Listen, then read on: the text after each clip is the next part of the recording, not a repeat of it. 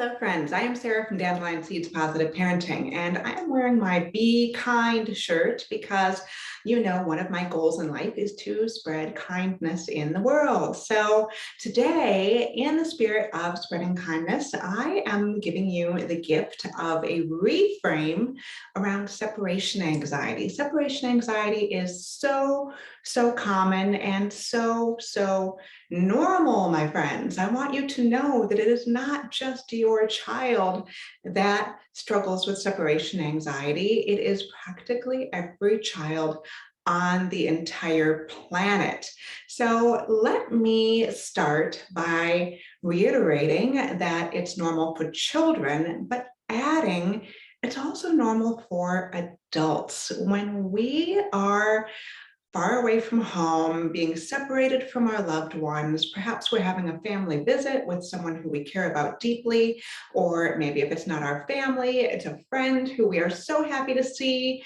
And all of a sudden, it's time to go. You're not going to see that person again for a while. And you feel sad, you feel lonely, you feel, if you are away from home, you feel what adults call homesick.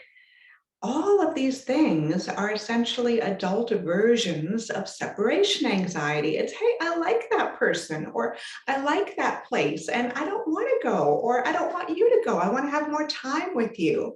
It all stems from the beautiful, wonderful place in our brain that craves attachment with others, that craves connection with others, that craves the intimacy of close and loving relationships. So sometimes it helps to reframe separation anxiety as being normal for all of us, so we don't view it as being our child's problem.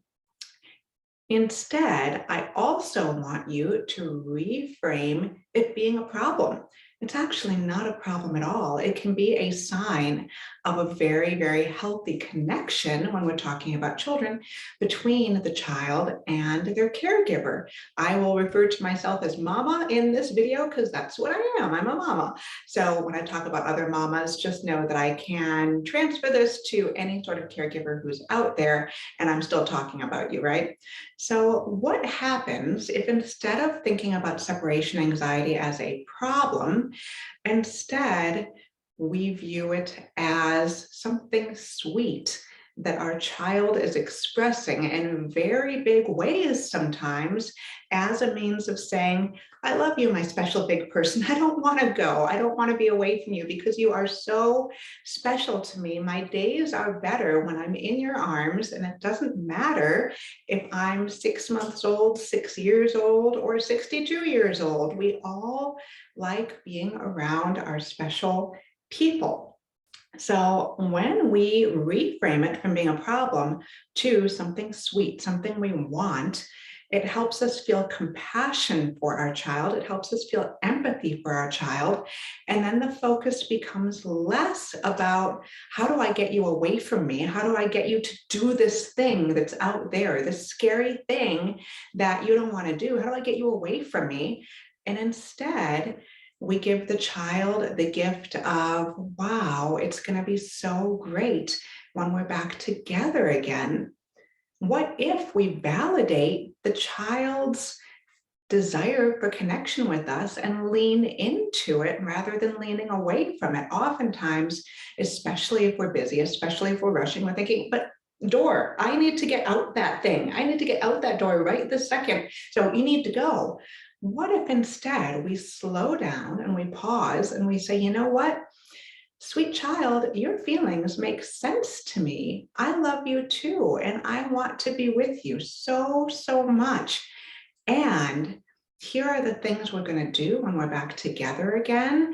By the way, I have separate mini courses for different ages. I have a separation anxiety mini course for babies, for very little ones, and a separation anxiety mini course for older children, the not so little ones that still struggle with separation. So if you're curious about more of the how-tos for the different age ranges, I strongly encourage you to go to dandelionseeds.com. That's dandelion-seeds.com.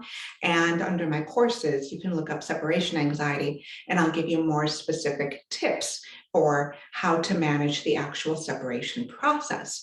But for today's purposes in this video, I will invite you to find some ways that you can lean into this connection with your child.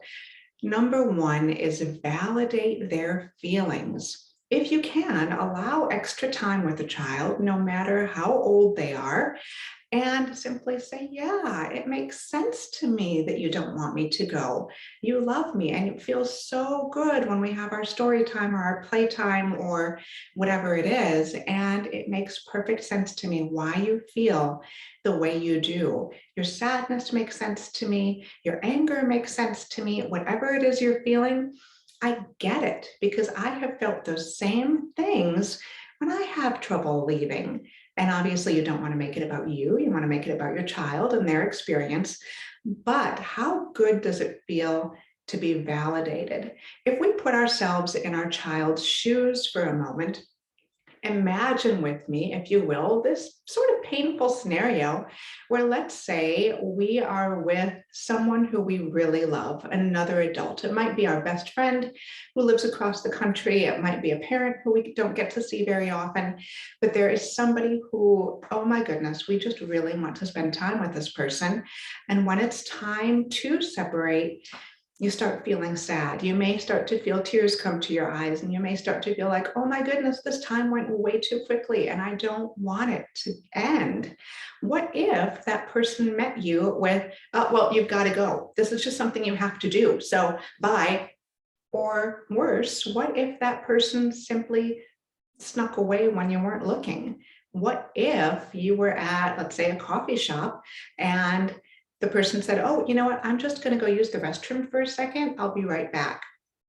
And the person you love disappeared to what you believe is the restroom, and then they didn't come back. But, next thing you know, the barista or the server comes over and sits down and says, well, I'm going to take care of you now. We've never met before, or maybe you even like me. Maybe you've been here every day and I know you really well. But yeah, that person, they're gone. I'm here now. You'd probably be like, oh, get out of here. I don't want you. I want my person. Bring my person back right this second.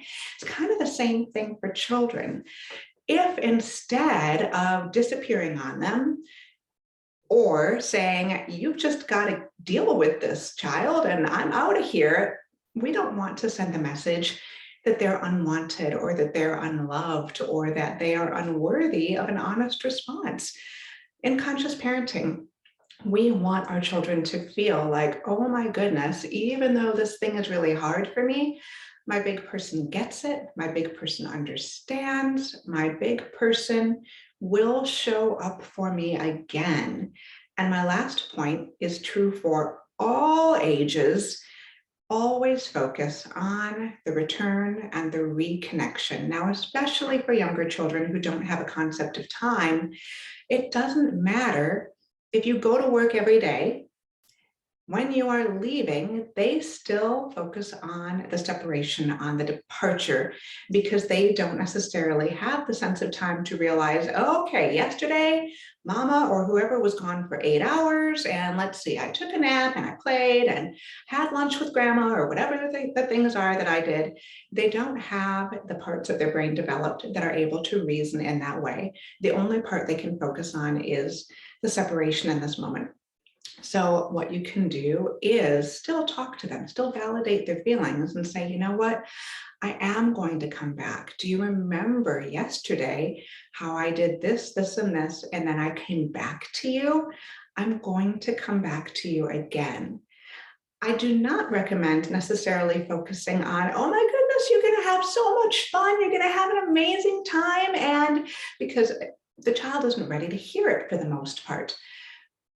Validate them and meet them where they are and talk about when you specifically are coming back to them. For a slightly older child who does have a better sense of time, you might say things like, all right, Logistically speaking, here's how the day is going to look. I am going to get in my car and go to work or wherever I'm going. Might just be the grocery store, might just be for a walk, any amount of time. It's not about the time, it's still a separation to your child. So here's the thing I'm going to do. While I'm gone, here's what you're going to do. And instead of it's going to be amazing, because they're not going to buy it emotionally, right? Here's what the day is going to look like. You're going to do this, this, this, and this. And when you're done, at that time, I am coming back. And what's the first thing you want to do when we reconnect? And paint a very specific picture for them about what that reconnection is going to look like and what the reconnection is going to feel like. Talk about how happy you are going to feel when you get to put your arms around your child again. Talk about a plan for, if your child likes hugs and kisses, and if they don't, come up with the thing that they like. You know what? How many kisses do you want on the top of your head when I get home today? 17? Okay, I will plan to give you 17 kisses when I get home today. And when you get home, even if you have to set a reminder for yourself, give that child the 17 kisses. It helps reinforce the emotional safety of the separation so that the next time the separation has to happen, they have that working memory of, oh, you know what? Last time Mama went away, this is how it went. She followed through with her 17 kisses. And you know what? Today I'm going to ask for 495. It's going to be amazing. Help the child feel like they have a stake in what the return is going to look like, what the reconnection is going to look like. When you paint a very specific picture of the reconnection alongside them, it helps create safety in their nervous system. It helps them create safety around the departure because it's not this nebulous, you're going away and that's the end of that. This is what it's going to feel like when we're back together. And it helps create that safety that I just mentioned. So I know I said that was my final point, but this is my actual final point, right? We are nothing if not flexible. So what if you also let yourself feel the heaviness of the separation for a moment? Now, it doesn't mean you need to go around and spend the rest of your workday or your time away feeling guilty or sad about, oh my goodness, I can't believe I left my child and I'm such a terrible parent. Those things aren't true. But what if you also acknowledged that many times it's hard for us to leave our kids too? And that's actually a gift of the separation. We've all heard the adage, absence makes the heart grow fonder. And although I believe togetherness actually makes the heart grow fonder in most cases, when we can feel that emptiness, when we can feel that sadness and acknowledge it and say, you know what, this is hard for me too, it does help us empathize with our child on a deeper level. It helps us follow through on our reconnection strategy that we are establishing with them. And it helps us focus on the beauty of our relationship together so that we can thrive, so that we can feel connected as we are designed to. And we reinforce all of the secure attachment patterns that we work to support every single day and with every interaction with our children. So I hope these reframes help lean into the separation rather than away from it. Validate the child, validate yourself, show up when you can, be specific. And once again, if you want more specific strategies of what this can look like in the moment with babies or with older children, and remember, there is no maximum age when we stop missing people who we care about, then feel free to go to my website at Dandelion Seeds Positive Parenting. And if you have questions or comments, I welcome them. Sending you lots of love as you work through this today or whenever you do. And I look forward to seeing you next time. Have a great day.